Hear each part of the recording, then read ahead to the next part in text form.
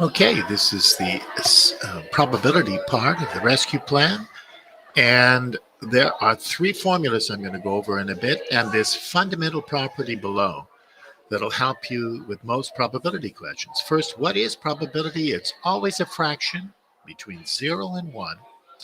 And the key thing is, it's the things you're looking for, the number of favorable outcomes over the total number of outcomes. You're reaching into a bag with 4 red marbles and 2 yellow marbles. Well, the number on the bottom is 6 because there's 6 marbles in the bag.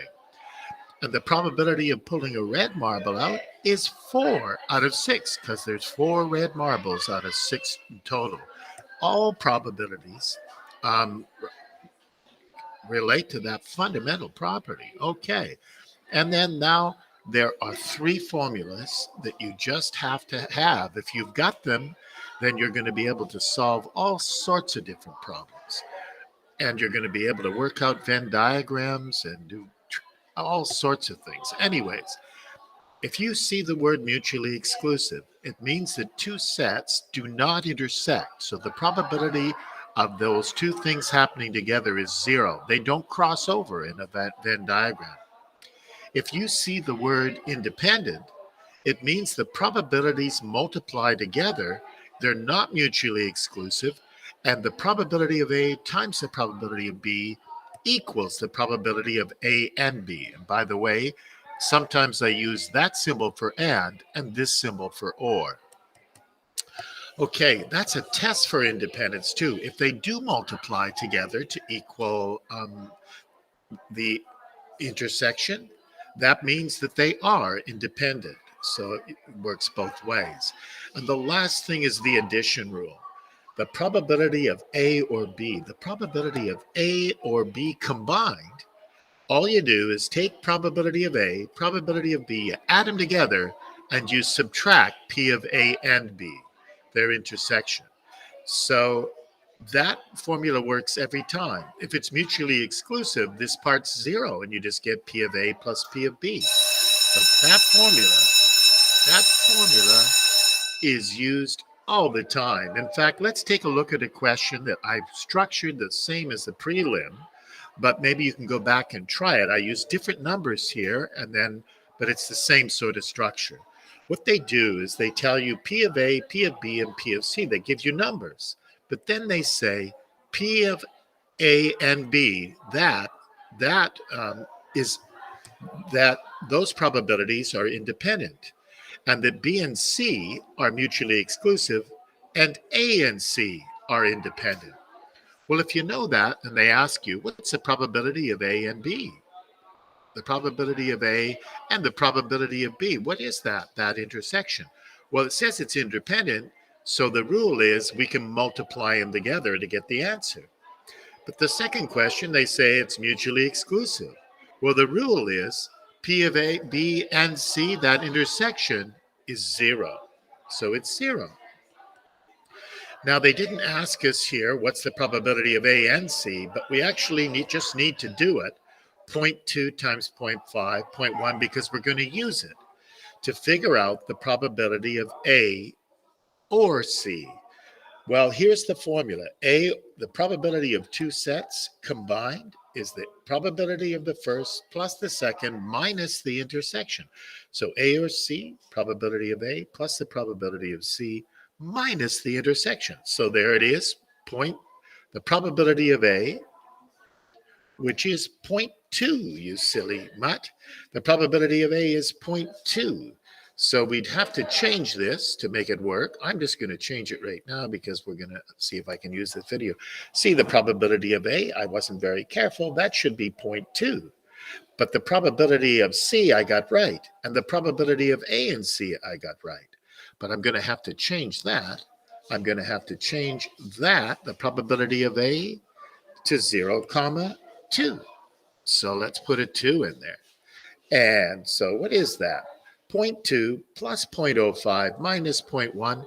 It looks like it's going to be 0.6. That's what should go there. 7 minus 1 is 0.6 there. And that's your answer. Okay, so, gee, it's a good thing I found that. Okay, so The probability of A plus the probability of C minus the intersection. Well, there's A, C minus the intersection. Okay. Arrangements in probability. And this is the kind of question they seem to ask all the time. So consider the word crazy.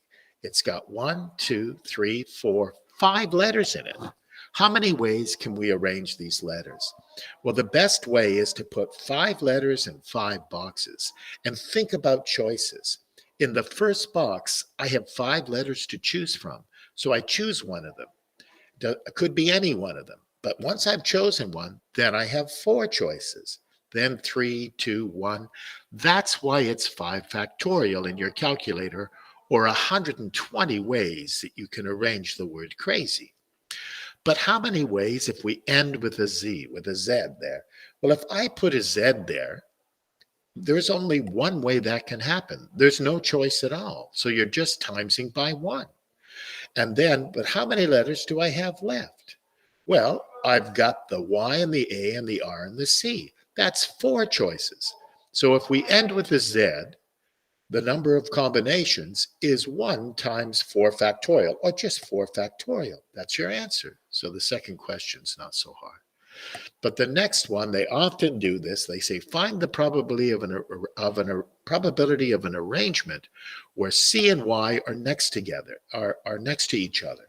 So what you do is take C and Y and put the blocks together. Pretend they're one thing because they have to be together. That's what they were told. Okay. So C and Y kind of form one letter kind of here, one box. But there's 2 ways you can have C and Y. It could be C and Y, and then it could be Y and C. So that's 2 factorial ways you can do that. Just think of them stuck together. That's what you got to do. Think of them just being stuck together. Okay, now, how many other letters are there? Well, there's 3 other letters, but the C and Y kind of is a choice. I could have C and Y here, I could have it here. So it's like there were 4 boxes here. So that's why it's 4 factorial. 2 factorial times 4 factorial is the answer for the number of ways you can arrange it. But it said find the probability of this arrangement. And the probability of this arrangement, what you have to do is make a fraction. Those are the ways that you can put it with CY being stuck together. And you always divide by the total number of arrangements that you have. So you put that in your calculator, 2 factorial times 4 factorial over 5 factorial. And you get the answer, 2 over 5. 5 factorial, the answer to the first question is 120. The answer to the second question is 4 factorial, or 24. And that's how you do these arrangement and probability questions. Always put the boxes down for the choices and go through it like that. Put in the Z there and then think, okay, well, how many letters do I have left? That's 4 factorial, just like that. I hope that helps. Okay.